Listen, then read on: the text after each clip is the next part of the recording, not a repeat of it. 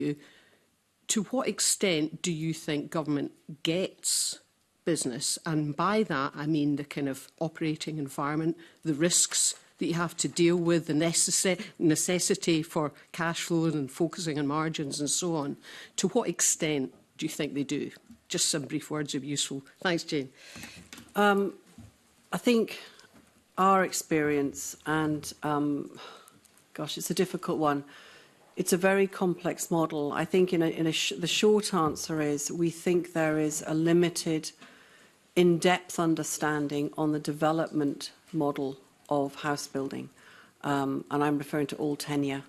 And when I talk around that, I talk about understanding things like land supply, the impact of regulation on the sector, the unintended consequences, also the impact of the cost of consultation as well, the resource that's taken in terms of all of the plethora of consultations as well, and also the use of data and the correct data to create the right evidence. And I'll just say from the onset that we very much welcomed the New Deal for Business. We engaged on one of the subgroups and in the design of the toolkit on the BRIA.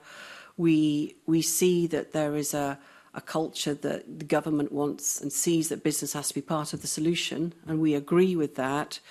But we welcomed the New Deal for Business. I mean, I was particularly, for our industry, optimistic about it, because I felt that if that is implemented through those toolkits and that there is compliance around how we develop policy, how we look at what's the exam question we're trying to answer, what are the consequences commercially, it could be transformational for our sector, because a lot of policies come through, and although there are the consultation processes, we don't always feel that those commercial impacts are listened to, and a lot of that goes back to lack of understanding. So I think that's really, really difficult. And I think the other thing that we feel is that there needs to be a cultural change towards our industry sector as well, in terms of understanding how it's made up, the SMEs, the stress points, and the realities of what planning actually looks like in Scotland. And